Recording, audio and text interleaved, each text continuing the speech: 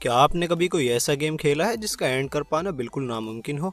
आप बस बार बार कोशिश करते जा रहे हो लेकिन फिर भी गेम खत्म होने का नाम ही न लेता हो। वैसे आज के समय में शायद ही कोई किसी गेम में अटक पाता हो, क्योंकि अब लोग इंटरनेट की मदद से कुछ मिनटों में ही किसी भी गेम की मुश्किल से मुश्किल लेवल को भी पार करने का तरीका ढूंढ सकते हैं। लेकिन पहले किसी भी गेम की एंडिंग देखने के लिए लोगों को खुद उसे खत्म करना पड़ता था, और ये तरीका हर बार काम भी नहीं करता था। और इसीलिए दुनिया में बहुत से ऐसे लोग हैं जिनके लिए आज भी कई गेम्स की एंडिंग एक रहस्य बनी हुई है। तो दोस्तों, आज की इस वीडियो में मैं आपको कुछ ऐसे गेम्स की एंडिंग के बारे में बताऊंगा जिनके बारे में शायद ही किसी को पता होगा।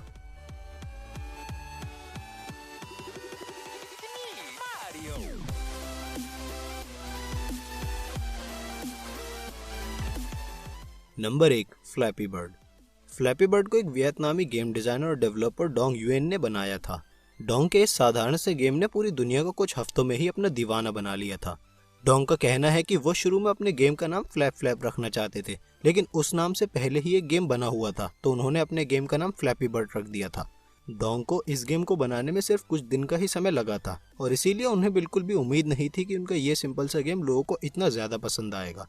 आज के समय में फ्लैपी बर्ड के ऐप स्टोर और गूगल प्ले स्टोर पर मिलाकर 50 मिलियन से भी ज्यादा डाउनलोड्स हो चुके हैं। जब फ्लैपी बर्ड गेम वायरल हुआ था तो ऐसा कोई सोशल मीडिया नहीं बचा था जहां पर लोग इसके बारे में बात नहीं कर रहे थे।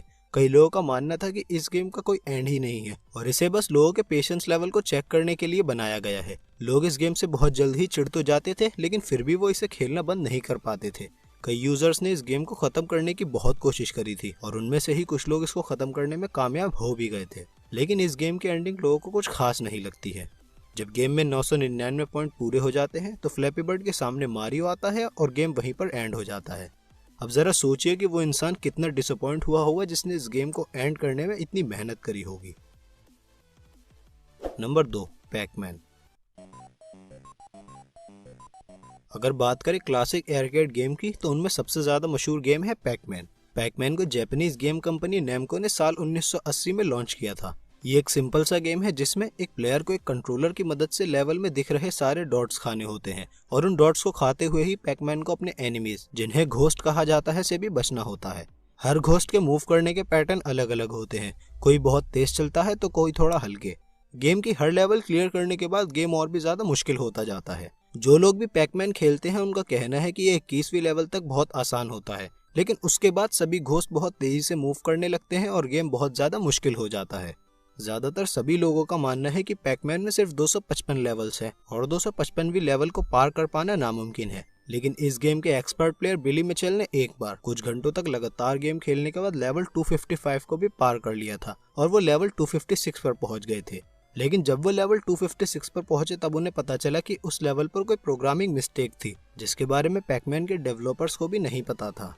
इस लेवल पर गेम की आधी स्क्रीन पर नॉर्मल गेम ही चलता होता है और आधी स्क्रीन पर कुछ रैंडम नंबर्स और लेटर्स शो हो रहे होते हैं। लेकिन बिली ने इस एरर वाली लेवल को भी पार करने का तरीका ढूंढ लिया था, और जब उन्होंने लेवल 256 को पार किया तो वो दोबारा लेवल 1 पर आ गए, लेकिन इस बार इसमें घोस्ट बहुत तेजी से मूव कर रहे थे। और फिर जब बिली ने उस लेवल को भी पार कर लिया तो गेम की स्क्रीन पूरी तरह ब्लैक हो गई और फिर दोबारा से गेम स्टार्ट करने का ऑप्शन आ गया। Number 3, Subway surfer. Subway surfer को साल 2012 में साइबो और कीलू कंपनी ने मिलकर लॉन्च किया था और ये गेम आने के कुछ समय बाद ही हिट साबित हुआ था। इस गेम को खेलने के रूल्स बहुत सिंपल हैं, तो इसलिए हर कोई सबवे सर्फर को खेलते हुए घंटों बिता देता था।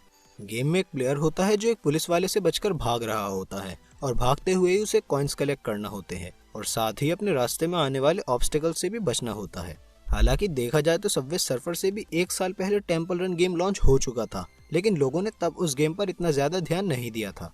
पर जब सबवे सर्फर बहुत ज्यादा पॉपुलर हो गया तो लोगों ने टेम्पल रन को भी खेलना शुरू कर दिया था। दूसरी गेमिंग कंपनियों ने भी अपने इस तरह के कई गेम्स लॉन्च किए थे, लेकिन कोई भी गेम सबवे सर्फर और टेम्पल रन जितना पॉपुलर नहीं साबित हो पाया। अब वैसे तो सभी का ये मानना है कि सबवे सर्फर एक एंडलेस गेम है, जिसको चाहे जितना भी खेल ले पर उसका कभी एंड नहीं हो सकता। लेकिन अगर टेक्निकली देखें तो ये गेम भी एंडलेस नहीं है, क्योंकि किसी भी डिवाइस में एक लिमिटेड मेमोरी होती है जिसमें एक हद तक ही डेटा स्टोर किया जा सकता है। और अब भले ही गेम के डेवलपर्स का कहना सही है कि उनका गेम एंडलेस है, लेकिन एक डिवाइस की लिमिटेड मेमोरी के कारण सबवे सर्फर हमेशा नहीं चल सकता। इसलिए अगर कोई इस गेम को बिना आउट हुए लगातार भी खेले तब भी वो उसे हमेशा नहीं खेल सकता, क्योंकि उनका डिवाइस अनलिमिटेड मेमोरी होल्ड नहीं कर पाएगा और गेम कभी न कभी जरूर क्रैश हो जाएगा, जिससे सबवे सर्फर का भी एंड हो जाएगा। अब आगे बढ़ने से पहले अगर आपने अभी तक चैनल को सब्सक्राइब नहीं किया है तो सब्सक्राइब कर दीजिए और उसके बराबर में बने बेल आइकन को भी प्रेस कर दीजिए, जिससे डेली अपलोड होने वाली वीडियोस की नोटिफिकेशन आपको सबसे पहले मिल सके। Number 4, duck Hunt. Duck Hunt एक ऐसा गेम है जिसे हर किसी ने एक न एक बार तो अपनी जिंदगी में जरूर खेला होगा। ये गेम कितना ज्यादा पॉपुलर है इसका अंदाजा इसी से लगाया जा सकता है कि इस गेम की लगभग 28 मिलियन कॉपीज बिक चुकी हैं। डक हंट गेम में प्लेयर के पास एक गन होती है जिससे वो स्क्रीन पर उड़ रही बत्तखों का निशाना लगाता है। इन डक्स को एक शिकारी कुत्ता घासों में से उड़ा रहा होता है और जब भी प्लेयर का निशाना ठीक लग जाता है तब वो कुत्ता मरी हुई डक को घासों में से उठाकर दिखाता है और जब निशाना मिस हो जाता है तब वो शिकारी कुत्ता प्लेयर पर हंसता है। इस गेम की डेवलपर कंपनी निंटेंडो का कहना है कि डक हंट उनके बेस्ट सेलिंग गेम्स में से एक है, पर इतना पॉपुलर गेम होने के बाद भी ज्यादातर लोग इस गेम की एंडिंग के बारे में नहीं जानते हैं। अब जैसे हमने अपनी लिस्ट के बाकी गेम्स की एंडिंग बताई जो बहुत ज्यादा डिसअपॉइंट करने वाली थी, वैसे ही डक हंट की एंडिंग भी डिसअपॉइंटमेंट से भरी हुई है। तो जब प्लेयर इस गेम की 99वीं लेवल को पार करता है तो वो लेवल 0 पर पहुंच जाता है और उस लेवल पर बहुत सारी डक्स आसमान से नीचे गिरती हुई दिखती हैं, जिन पर निशाना लगा पाना नामुमकिन होता है। और जब सभी डक्स नीचे गिर जाती हैं तब वो बस शिकारी डॉग हंसता हुआ ऊपर आता है और गेम वहीं पर खत्म हो जाता है। Number 5, T-rex game. T-rex game हमारे वीडियो में मेंशन किए गए सभी गेम्स से बहुत अलग है और इस गेम को बस वही लोग जानते होंगे जो अपने मोबाइल या पीसी में क्रोम ब्राउजर का इस्तेमाल करते हैं। मान लीजिए आप कभी क्रोम ब्राउजर पर किसी वेबसाइट पर जाने की कोशिश कर रहे हैं और तभी अचानक से आपका इंटरनेट कनेक्शन बंद हो जाता है और आपके सामने स्क्रीन पर एक डायनासोर बना हुआ आता है जिसके नीचे लिखा होता है there is no internet connection.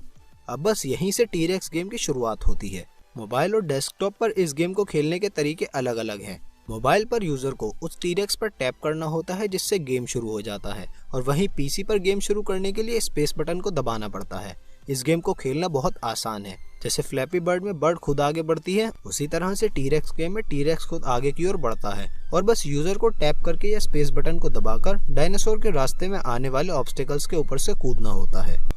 Chrome के डेवलपर्स का कहना है कि इस गेम को उन्होंने इसलिए बनाया है कि उनके यूजर्स का बिना इंटरनेट कनेक्शन के भी टाइम कट सके। ये गेम साल 2018 में 270 मिलियन बार खेला गया था और इसी वजह से क्रोम के डेवलपर्स को इस गेम को मैनेज करने के लिए एक पूरी टीम भी बनानी पड़ी थी। लेकिन जैसे हमारी लिस्ट के सभी गेम्स की कोई ना कोई एंडिंग जरूर है, वैसे ही इस टी-रेक्स गेम की भी एक एंडिंग है, लेकिन उस एंडिंग को देखने के लिए हम में से कोई भी जिंदा नहीं बच पाएगा।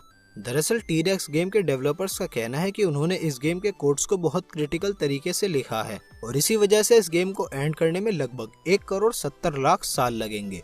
अब इतने समय तक तो शायद ही किसी मोबाइल की स्क्रीन या कीबोर्ड का स्पेस बटन काम कर पाए। तो दोस्तों ये थे कुछ ऐसे गेम्स जिनकी एंडिंग के बारे में बहुत कम ही लोगों को पता है। अब अगर ये वीडियो पसंद आई हो तो इसे लाइक करिए और अपने दोस्तों के साथ शेयर भी करिए और मुझे कमेंट करके बताइए कि नेक्स्ट वीडियो आप लोगों को किस टॉपिक पर देखनी है।